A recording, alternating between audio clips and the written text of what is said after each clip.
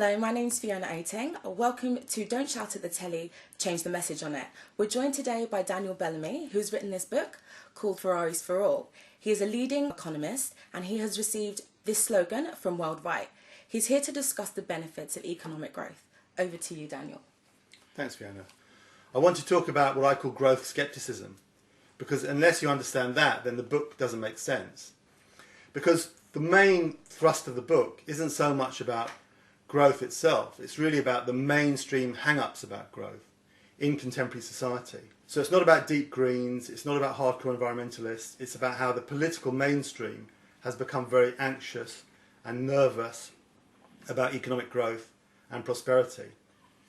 And the form that takes is typically they will say, yeah, of course I'm in favour of growth, of course I'm in favour of prosperity, I can see it's really important, I really like it, but then all the buts come in. And they add so many buts that support for growth and prosperity loses its meaning. And you'll be familiar with a lot of the buts. It can be, but, what about the environment? What about biodiversity? What about climate change? What about running out of scarce resources? Isn't that terrible? Or another but could be what's called the social limits to growth.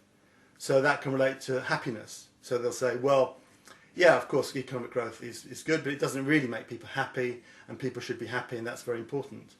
Or some people take it even further, and they talk about prosperity and growth as a disease. They talk about affluenza, they talk about luxury fever. Another thing that comes up a lot is inequality. So people will say, yeah, growth, we can see it's good, but it's really unequal, and the rich benefit a lot more than the poor, therefore maybe we need to be cautious about growth. And another thing is what I call the moral limits to growth, which is all about greed. So the argument is, well, yeah, greed, we can see it might be important, but people get carried away, they get greedy, that causes all sorts of economic problems, and that's really bad. So you can see from a rhetorical support for growth, and in their minds, these people, the politicians and the journalists and everything, in their minds they do support growth. But what all these limits express is their real anxiety about growth. And if you do have all of these limits, then your support for growth doesn't really have that much meaning. If I say to you, you're free to do whatever you like, you can do whatever you want to do, but you've got to obey this rule, and you've got to obey that rule, and you've got to meet that condition and this condition, then that isn't really freedom. That's very highly qualified. So similarly, in relation to growth, they say they support it, and in their minds they support it, but with all these caveats, what does it really mean? Just one final thing to end at. Another tack against prosperity and growth, well, that's related to the first one, is to redefine prosperity. So they'll say, well, prosperity, it's not really about this material stuff, it's not about stuff, it's really about other things. It's about emotional well-being, it's about happiness. We need to redefine prosperity to mean something else and move it away from being about economic and material things. So the main thrust of the book is to talk about growth skepticism, why it's come about, what it is, why we need to take it up. But of course the assumption behind the book is that prosperity is a good thing and we should be fighting for more prosperity and not be hung up about it. You speak about developing countries in the book, and you speak about the economic transformation of developing countries. Mm-hmm. I wanted to ask if you think one of the biggest causes of inequality is the distribution of wealth rather than a lack of production. No, I don't think it makes sense to say that the distribution of wealth is a cause of inequality. That is inequality. That's how you define inequality, that some people have more wealth and more income than others. And obviously that there are very big inequalities in the world. I'm not at all denying that in the book. And there's also a case that inequalities are widening, although you can debate about that because statistically how you measure it. But the key point I'm making is that even given inequality, we should still be striving for growth. We should still be striving for more prosperity. Maybe just to give one example, the gap between China and the West has narrowed in the last 30 years or so quite dramatically. Although within China you've had widening inequality. So it's true you have more inequality in China. But the average income in China over the past 30 years or so has increased tenfold. So even though there's more inequality in China, in absolute terms there's a lot less poverty in China than there was, even with the increased inequality. So I would say, yeah, inequality is a problem, but we shouldn't deal with it by having less growth. We should have even more growth, even more prosperity, rather than holding back. Daniel, you mentioned about China, how yes, they've seen a rapid growth in their economy, but to the average person on the street, they seem where they have no say in their political system. So how can they feel that their life is benefiting them from their growth? Well, I think that there are two answers to that question.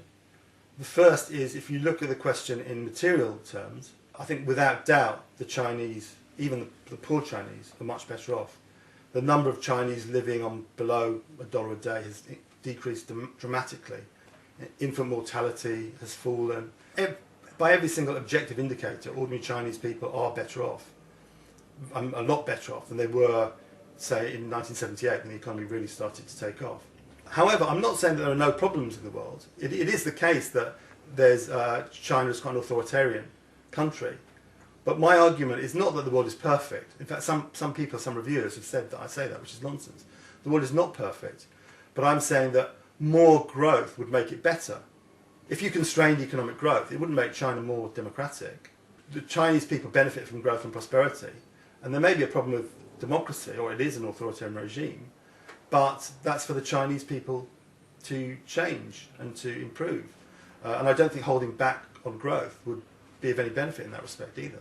So you think what we need to target development before we can do growth? So for growth to be really achieved, you've got to look at perhaps the political system or between a country. If you haven't got the infrastructure for that growth, you say like a country like Nigeria, they've got all that oil, all that potential, but there's such corruption in that country, they haven't got the infrastructure for that growth to be really achieved. And that's why perhaps politicians are quite sceptical whether rapid growth can benefit. In relation to development, what I'm saying is that development has been redefined from what it was.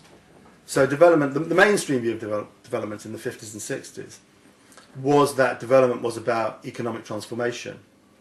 It was about aspiring and moving towards making poor countries rich countries. In the 60s, that would be a very uncontroversial thing to say, that Nigeria or whatever other country should move towards being more like Britain or America in economic terms. So that's what development meant. Whereas now development, the meaning of the term has changed when people talk about human development or comprehensive development. And they use that to mean it's really all about interpersonal relations. It's much more about self-esteem, feeling good about yourself, men not abusing women. That's become very central to the whole development discussion. So it's the whole meaning and what development means has just changed completely over the years. I do want to talk about corruption, but maybe I'll leave that till a bit later on. Why would you promote global growth as opposed to just a redistribution of wealth? Because there's no drawbacks to that as there would be to everything going completely up. Well, for one thing, I think that there isn't enough wealth in the world. We still have around about 1 billion people living on less than $1 a day, around about 3 billion people living on less than $2 a day, obviously including that 1 billion. So yeah, you have some rich people, and you could do a certain amount. In theory, you could do a certain amount of redistribution. But I think you need much more than that. You need a complete economic transformation so that everyone becomes really wealthy. Everyone has what they need, and that can't be achieved through redistribution. It has to be achieved through ongoing and strong economic growth. Isn't that idea just completely unrealistic as well? To imagine that all of a sudden all these rich countries are suddenly going to halve their wealth and pass it all to the poor countries. Reality just doesn't work like that. That argument isn't that just a way of evading the issue? Do you want these countries to be rich or not? Because the only way that they're going to be rich is to actually develop, to increase their industries and take part in the world economy. Well, it's a bit optimistic, but so is thinking that we can have complete global growth and then overcome all obstacles that come in the future anyway. So both are, in some people's eyes, would be unrealistic. I think one big factor in reducing the inequalities within third world countries would be minimizing the exploitation by developed world on developing countries. I think the problem is that a lot of developed countries use a lot of natural resources and make money off third world countries. So I'm not arguing in favor of let's get America to give them $1 million. That's not really the solution. But I am arguing in favor of let America, or let the developed world in general, help mobilize political forces within the third world countries to create their own economies and develop their own wealth. Although my book isn't primarily about political relationships in the third world, that for the third world to develop, you need political autonomy. You need, I mean, perhaps resources from the West, if the West is willing to give resources, but the West shouldn't interfere politically in the third world. And I would say that the West is interfering all the time in the third world. That's one of the big problems. I mean, Afghanistan is an extreme example because it's direct military intervention.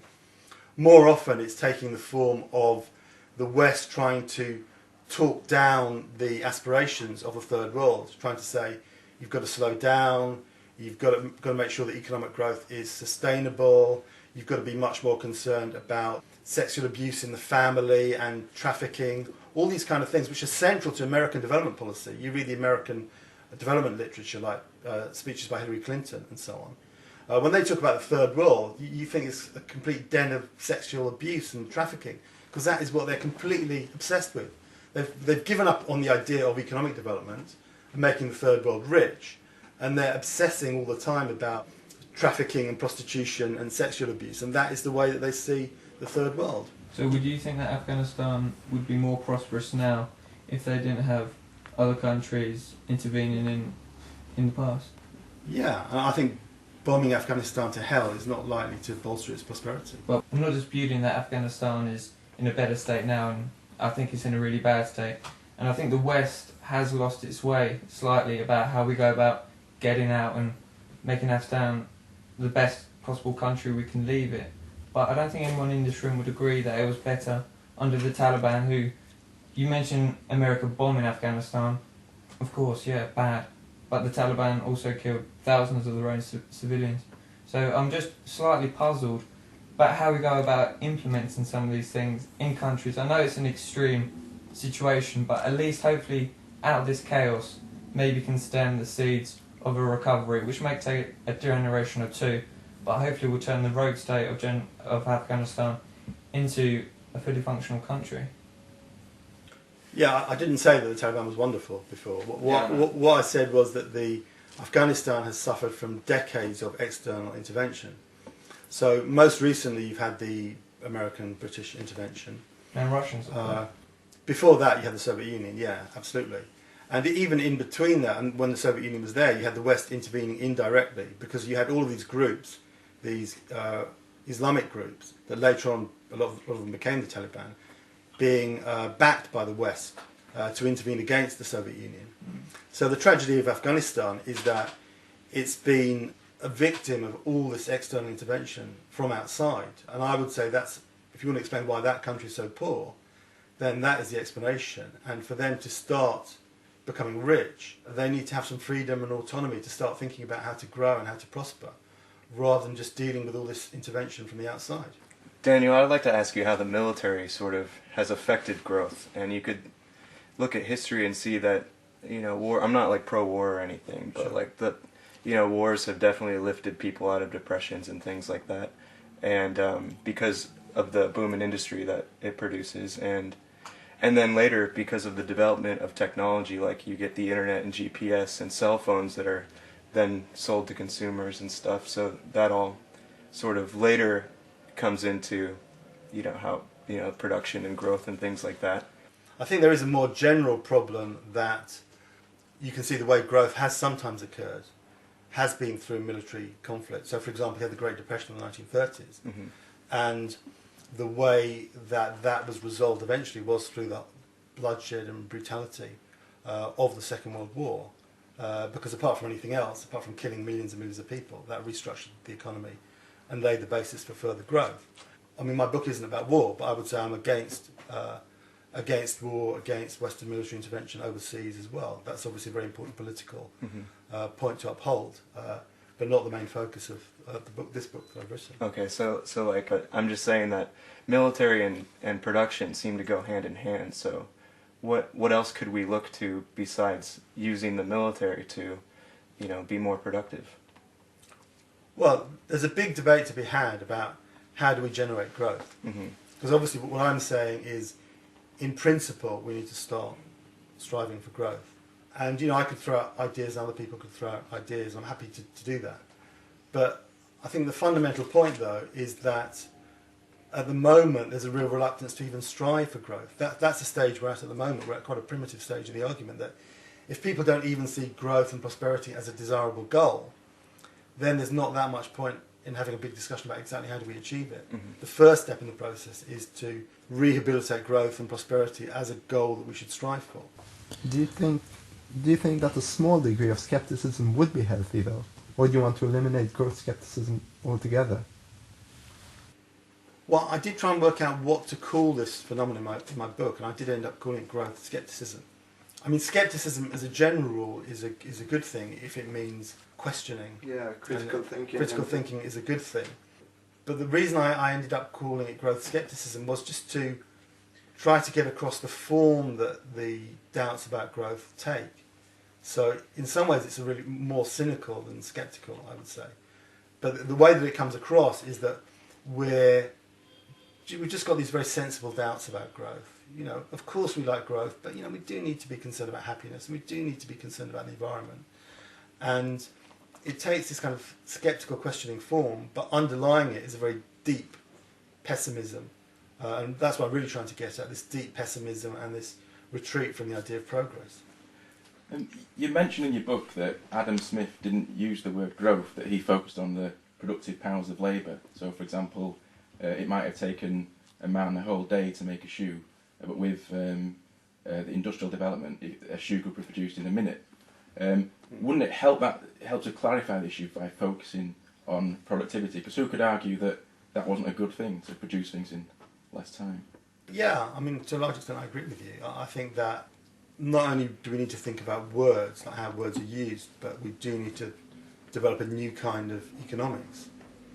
Because when you read economics books now, and a lot more articles, and I have to read a lot of them, they talk very little about the productive sector and economic growth and labour productivity, which is what you're referring to.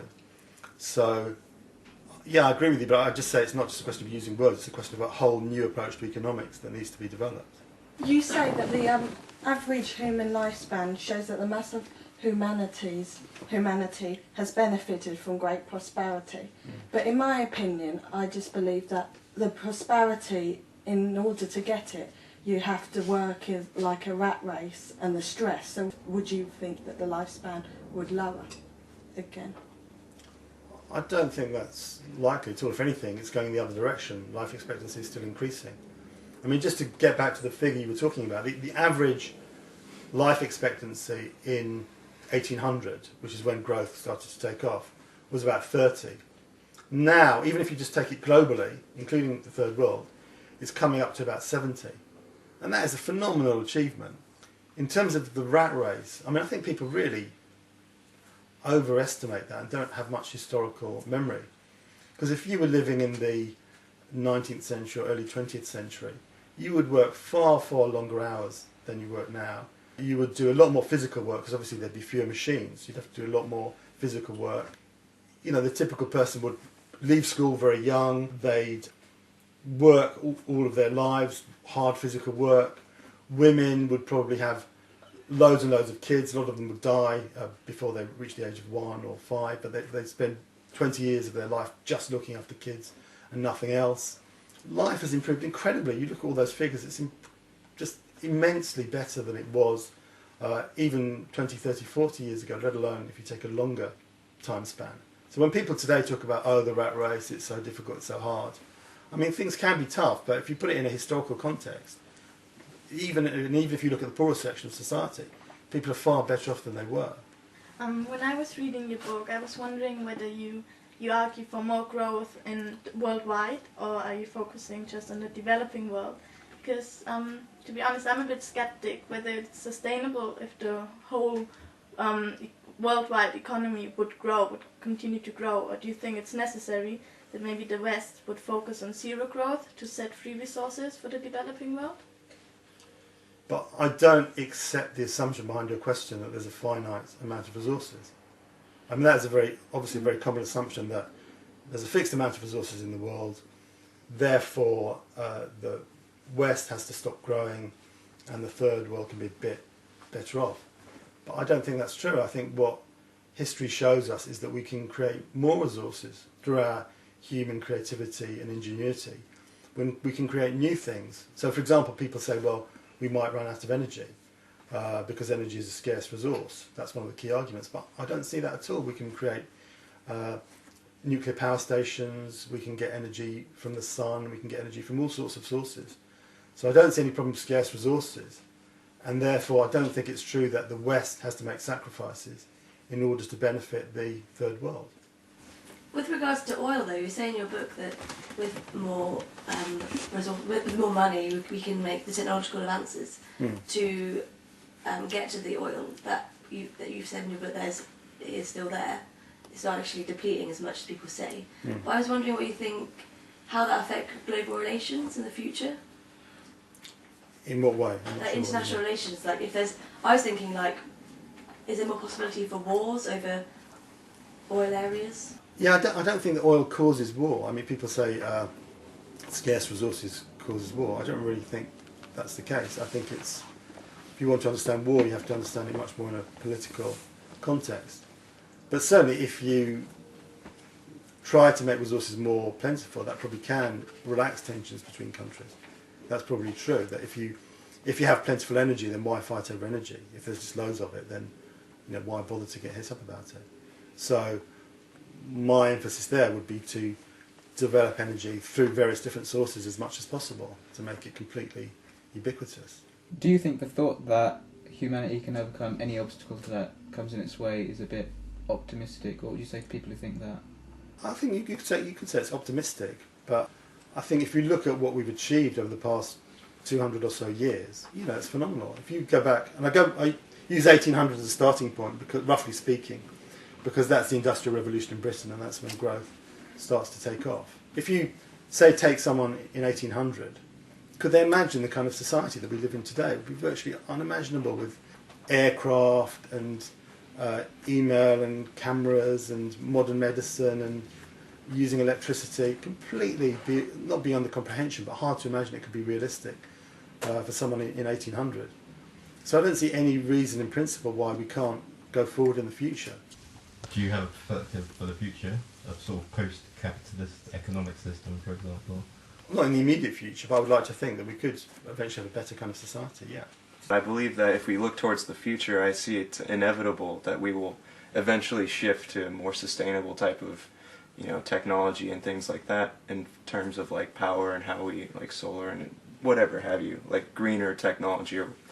But in the present, I see there being a problem with companies and industry is holding that back, because in the present it would cost them more to just change the way that things have been running, as opposed to just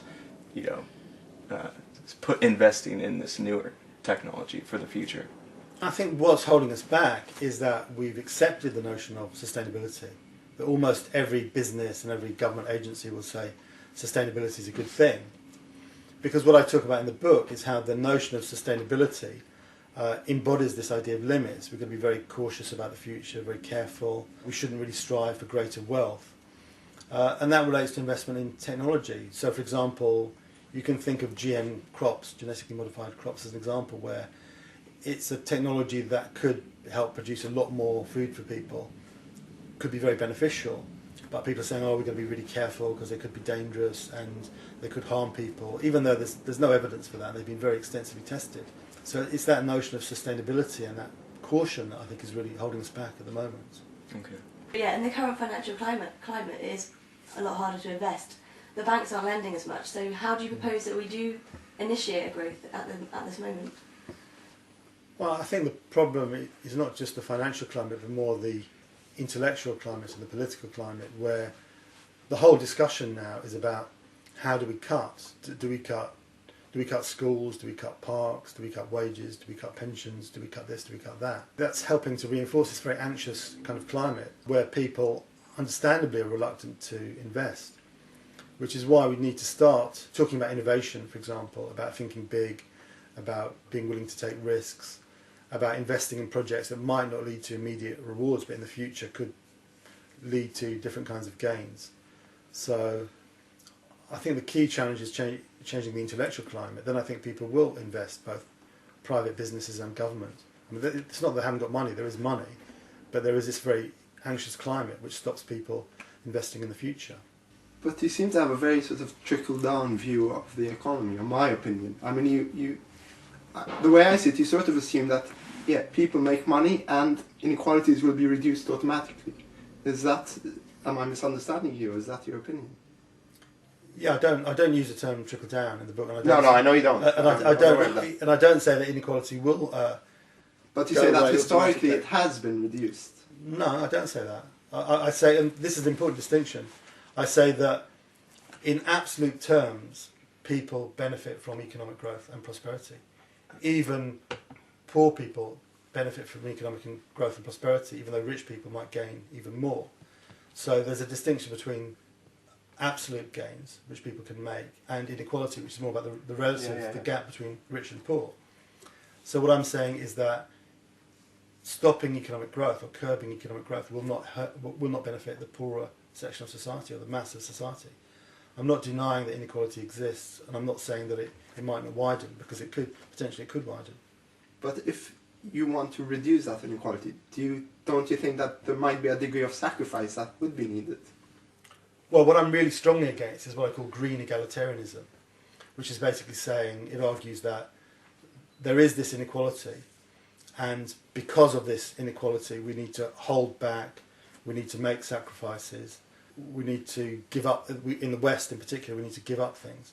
I completely reject that green egalitarianism.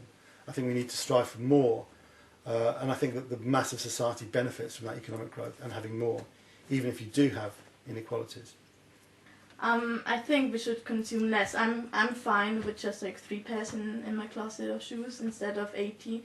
I'm fine with just like 5 different sorts of cereals instead of 30 in the supermarket. Do you agree with this? I don't think it's realistic to ask people to sacrifice. I don't think people are willing to do that, and if anything, I think it's going to cause even more trouble within the world. So people to make sacrifices when maybe that's what they were striving for, and that's what they achieved. So I don't think you can strip things from people. But I would say I think it's about social responsibility, and we need to obviously think about people that have less, because if we're privileged enough to have the things that we have, surely if, just for the sake of being, thinking about humanity and relating to other people, surely if we see young kids that don't have enough food and don't have enough, we should automatically be thinking, why don't we help them? But don't you think it should be about moving forward where, say, we shouldn't have to sacrifice, we can strive for what we want, and we should also let other countries, third world countries, strive for what they want, rather than making... It's not about... I don't think it's going to improve by making sacrifices. I think we all need to move forward. Well, I'd be interested to know, I mean, those people who think sacrifice is a good idea, how do they think it will benefit poor people? What's the mechanism for that? How does it benefit poor people if you only have 3 pairs of trousers or whatever? I think by sacrificing what we have, I think it just lowers standards for the developing world, whereas if obviously the Western world strive for more, then the third world countries should be allowed to strive for that as well, rather than pulling people back and making sacrifices. Isn't your idea assuming that people in the developing world are charity cases and are unproductive? Because you know, one person can produce far more than they can consume. If these people can produce, then you know they can consume much more. I mean, when you know the global wealth increased because China is incredibly productive. But where is this going to lead to? I think it's like too much consumerism, too much waste. I think like we should maybe more focus, instead of producing quantity, producing quality. So I have to buy less often. Maybe it's more expensive, so we'll like have higher profit. But I don't have to buy so often. I don't have to waste so often. I mean, the waste has to go somewhere. Well, that's a separate issue. Your first issue was the developing world. You want the developing world to be richer. How can we achieve that? And now you're saying production causes waste. No, I think I totally want the developing world to have higher standard of living. I just think that in order this to happen, to have like sustainable growth, like to have like a clean environment, I think it's necessary that we step back a bit in the West, so they can have like bigger production, have like waste more, have like more CO2 emissions without causing like a big climate change. And I think like we already achieved a lot in the West. We have already a good standard of living. Why do we need to raise it even more? Why can we not sustain it for a bit until they are equal with us? I think one of the problems is that I don't want to sound like an anti-capitalist, but I think capitalism does create a false sense of desire. So, for example, last week my phone broke down, and my first reaction was, I want an iPhone, I want a BlackBerry. I mean, after 3 days I realized I don't really want an iPhone or a BlackBerry, so I bought a phone for £20. But I think there is a peculiar assumption that underlying this whole discussion, because if you want to have less, then that's entirely up to you. I mean, I do not believe in forcing people to have a lot of material goods. If people want to live in a minimal lifestyle, if that's their voluntary choice, then that's fine. That's up to them. I wouldn't dream of forcing them to have more. But I don't accept, I mean, just to use a simple example for the sake of argument, if you have 3 pairs of trousers rather than 4, I don't see how someone in the third world gets an extra pair of trousers because of that sacrifice. I don't think it works like that. I think that the richer we are in the West, the more output we have in the third world, the more it can help the developing world, because we develop technology, we can be markets for their goods, we can, if we want to, give them resources to help them to develop. So I just don't think that it is a fixed size of cake, and if we have a bit less, then they in the third world have a little bit more. But I think we can increase the size of the cake. Do you think it's the job of the rich? This is what issue. Do you think it's the job of the rich to give to the poor? That's the issue. Do they need? Is it whether they should strive to achieve that? You look stuff like Africa, where they're so dependent on their aid that it sort of prevents growth because they rely on it. So it'd be interesting to whether we need to give them an opportunity just to go by themselves and do their own thing, and let them try and achieve growth. It's interesting, like we're all about saving the environment, and we're looking at India and China who are having their industrial revolution at this time, and we're sighing at them. Oh, look at them! When we're not giving them the opportunity that we've had to achieve growth. Well, I would say that that's the argument of consciousness, and the West being conscious that people in Africa maybe do want the latest goods, like just knowing that people want that opportunity and thinking that it's not just about what people need, it's about what people want as well. And if we have certain things that we want, why shouldn't other people have those things? So I think it's just to have the point that I think you were making was the consciousness that people should think about the fact that they have these many goods. But if they think about it in relation to other people and wanting to maybe perhaps give up buying the next pair of shoes, that they might think maybe next time I can give that money to someone that needs it, or I can invest in something that those communities need in order for them to have their own economic growth, like to look at what they want rather than what we think they need. But can you give me one example of a country that's got richer because of you not having an extra pair of shoes? Well, obviously that hasn't happened, has it? It's about the consciousness, and if enough people know about it and enough people want to make that choice, then something could happen in the future. But I think there is a link. I mean, for example, a lot of the manufacturing industry is based in Asia. And if there's a greater demand for manufactured products, there's going to be more exploitation by large corporations on workers in the third world. Asia has benefited enormously from it has, but I mean, you can't deny that there aren't cases, for example, of child labour. Yeah, or of course, exploitation. There absolutely are examples of child labour, but child labour comes about in the poorest countries. I mean, that's what we had child labour in Britain when it's very poor. Yeah. And what typically tends to happen is the richer countries get, the less people need to send their children out to work, and it tends to disappear when countries become richer. I think that's a very clear example where prosperity can benefit people. But I just find it hard to distinguish what would be the best way for supporting the third world. Do you think there are many or any situations in which growth should be limited, or there should be any caveats to growth? I can't really see any benefits to holding back growth anywhere, really. We're a bit sort of blasé about the wealth that we've got. Do you think that's connected to the fact that we're not actually producing anymore? That there's a very small section of the society is actually engaged in manufacturing. Most of us just live off the goods that other people produce. I think that's part of the explanation. In my chapter, trying to explain why growth skepticism has come to the fore, I do make the point that manufacturing and industry more generally has become a much smaller share of the economy in the West than it used to be. So people are not that familiar generally with manufacturing and production, They just think of things from the perspective of consumption. I think another part of the explanation also, though, is people don't have an understanding of social progress. So they don't realise, if their grandparents are talking about how much better off their grandchildren are than they were, they just think, oh, granddad is a bit of a nutter, he's always going on about the past.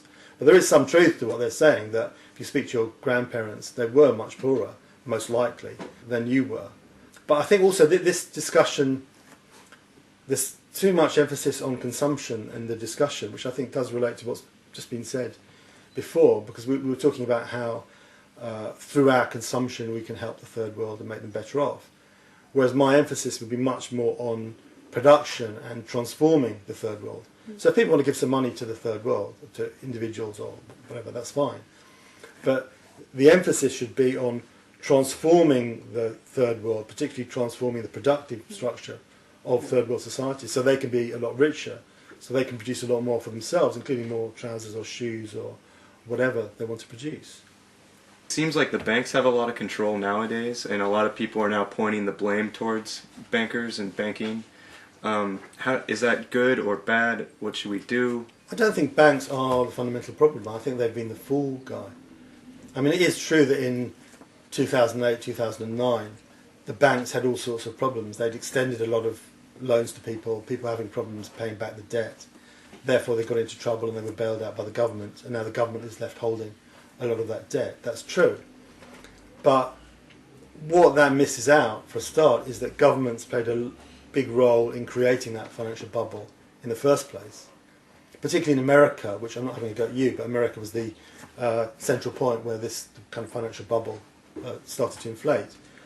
You had very low interest rates, which made credit much cheaper. You had a relaxation in rules in lending, so it was much easier, again, to lend money, and that was the government making that possible. You had very high public spending. So you had the authorities playing a big role in creating this financial bubble that later burst.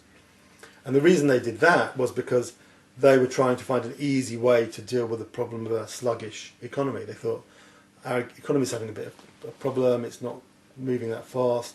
The easy way to deal with it is to inject a bit of credit into the economy. So, yeah, banks played a bit of a role, the state played a bit of a role, but fundamentally they were responding to the sluggishness and weakness of the economy, but in a very pragmatic, muddling through kind of way, not dealing with a fundamental problem. What do you think the reason for the slow and sluggish economy growth was? The reason that they had to inject capital in the economy to get it moving again? I think it's a combination of factors. I think partly holding back. I think there is, because of this anxiety that I've talked about, a lot of businesses have held back from investing as much as they could, and they've been reluctant to exploit new technologies. So obviously if people are not investing, then investment isn't generating growth. So I think that's part of the problem.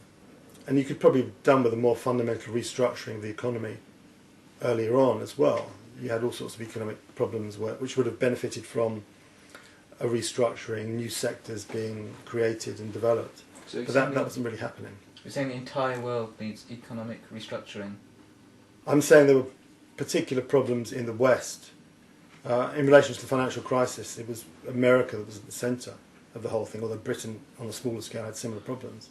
That there was a real mood of risk aversion, of a reluctance to innovate, which meant that there wasn't nearly as much as investment as there should have been. And if there isn't enough investment, it's investment that really drives growth. So there wasn't enough growth as there could be. So the easy way for the government to handle it, which is kind of just muddling through kind of ways, just to extend credit, to give loans to people, which works in the short term, but then of course you can have a credit bubble and it can burst and cause problems. So it's quite a long, drawn-out, complicated process that we had. Why do you think people are so pessimistic towards humanity's capabilities to overcome the problems that would arise from global economic growth? Yeah, I think that's a key question, but I'll come to that in my summing up. I was just thinking about what my grandparents would think of this discussion. I mean, my granddad would be turned in his grave to think that people weren't enthusiastic about industrial development. I mean, he came from a poor Polish farming background. He worked his life as a miner in Castleford, and he saw the opportunities that me and my brother got today as amazing. He wouldn't understand this discussion. my question is, like, a lot of the skeptics are using global warming as one of their main reasons why they would want to prevent growth. And I was wondering if you could elaborate more on that. Yeah, to sum up, first of all, corruption. If I would have had time, I would have written a whole chapter in the book on corruption. I just had a box on it. But basically, I think people have got it upside down. And what I mean by that is that they say that the reason that third world countries have problems growing is because of corruption. Whereas I think it's the other way around, that in very poor countries, you can see why people do a bit of ducking and diving, dodging and weaving, that kind of stuff, because there isn't a developed formal economy. So, you know, they do a bit of ducking and diving just because they have to do that to survive. And then Western commentators will come along and call that corruption, which is a bit misleading. Whereas when you have a more developed society, economically, that kind of stuff is much less common. So I would say it's a kind of completely upside down way of looking at the world. In relation to some of the other points, climate change is obviously a very big discussion. And I certainly don't say that climate change doesn't exist or that it's not a problem. But my argument is that the way to deal with climate change is not by making sacrifices, is not by not leaving your TV on standby, not leaving the water running when you're brushing your teeth, that kind of stuff.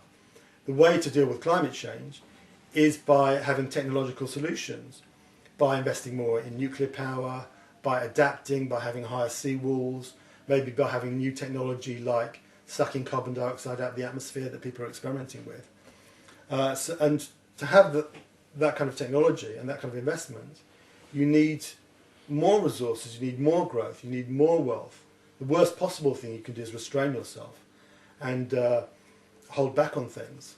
So I would draw completely the opposite conclusions from climate change than the mainstream conclusion. In relation to why growth skepticism has become so prevalent, I think it does relate to the factors I've talked about, that relatively slow growth, the deindustrialisation of the West, the lack of a belief in progress. And I think you're absolutely right. If our grandparents or great-grandparents were alive to see us today, and they heard everyone moaning about, oh God, you know, why do I have so much wealth? Why do I have so much prosperity? They would think we are completely and utterly insane, because their lives are really struggling just for a meagre standard of living. And yet so many people here are complaining about consumer goods and aren't we too wealthy and shouldn't we make sacrifices? They wouldn't understand that at all. And I think they'd be absolutely right that, yes, we have made great achievements as a world over the past 2 centuries, but we could do a lot better. Even in the West, we could be a lot better off. There are lots we should strive for. And there's a huge world out there in the third world that could benefit from being as rich as we are in the West now, or preferably much richer still. So we shouldn't stop aspiring. We should carry on aspiring for a very long time into the future. That's all we have time for. Thank you for joining us on Don't Shout at the Telly, Change the Message on It. I'd like to thank Daniel Bellamy for joining us and discussing these issues. If you have any more queries, do email us.